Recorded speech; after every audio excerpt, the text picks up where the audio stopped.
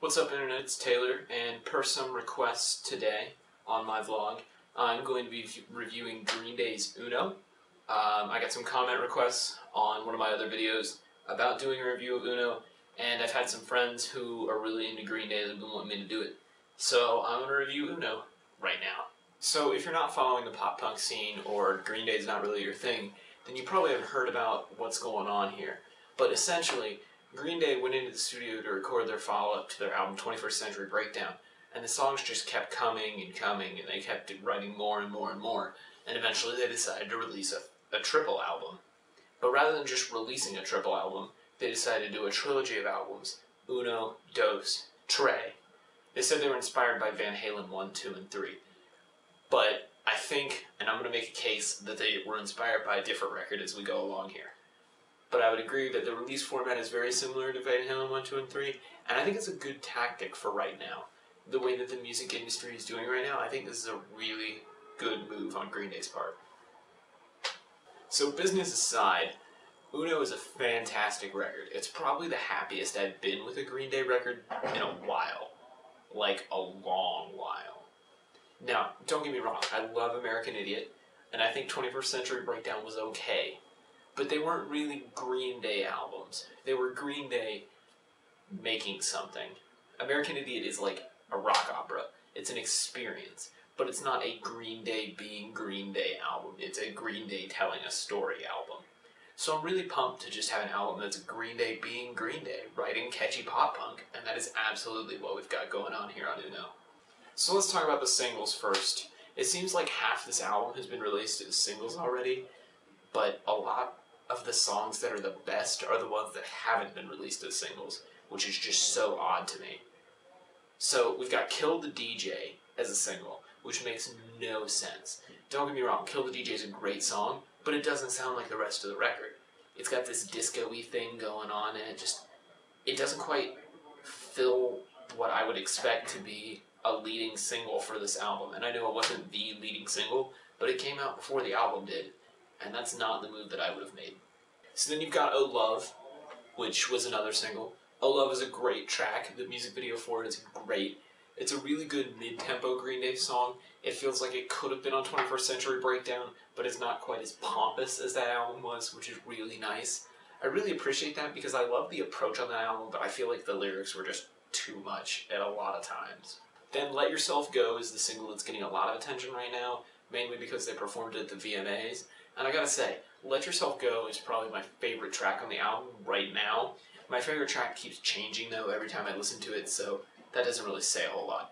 But Let Yourself Go is a fantastic pop punk track. It's got a lot of drive to it, it's got really in-your-face lyrics. It's everything that I fell in love with the early Green Day stuff during like middle school. And apparently now Fell For You is a single. They're working on a video for that, or the video just premiered or something. I'm kind of behind on this one. But I understand that there is a video somewhere for Fell For You, and that's cool because Fell For You is another really good track.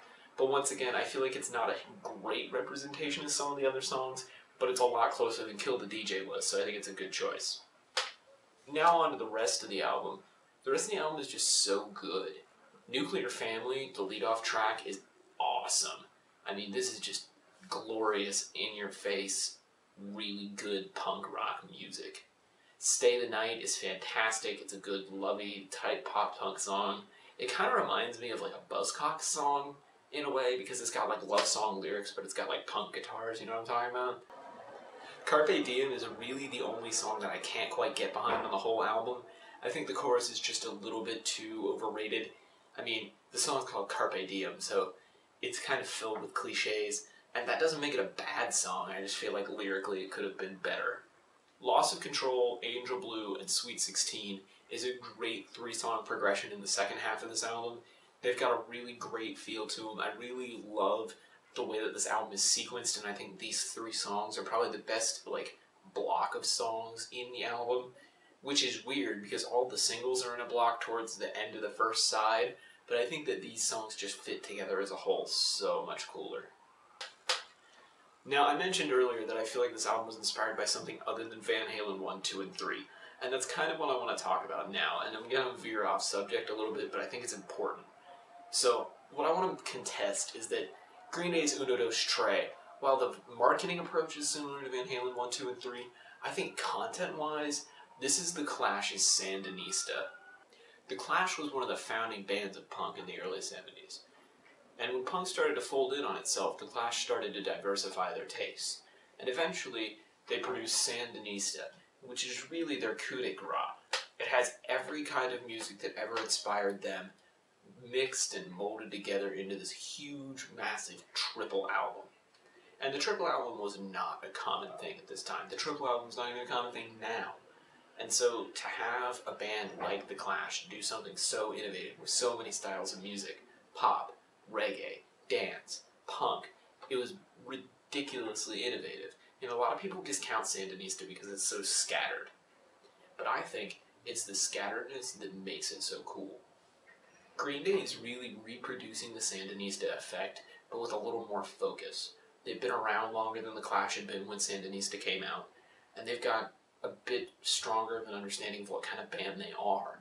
And so, with that in mind, I think Uno Dos Tres is going to be everything that The Clash wanted Sandinista to be, but in a distinctly Green Day way. And you can feel some nods to The Clash throughout Uno. Kill the DJ sounds like something that Joe Strummer absolutely would have wrote. And a lot of these songs are weird Green Day Clash mix and mash things that are very interesting. If you haven't listened to The Clash and you're a Green Day fan, or if you're a Clash fan and you're not really into Green Day, I would strongly suggest you listen to Sandinista, and then you listen to Uno, and then you listen to Dos and Tres as they come out, and see what you think, but I think the comparison's there. So overall, I think Uno is fantastic. I'm so glad I took the time to listen to it. I really want to get it on the collector's edition pink vinyl that's out, because the guitars are really gnarly, the drums are really loud, and I really think it's going to have a lot of kick on vinyl. I'm also really interested in seeing Green Day on their upcoming tour.